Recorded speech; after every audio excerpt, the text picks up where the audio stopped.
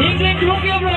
Easy Harvard Derby. So this is Roger Potter. And this is where it is.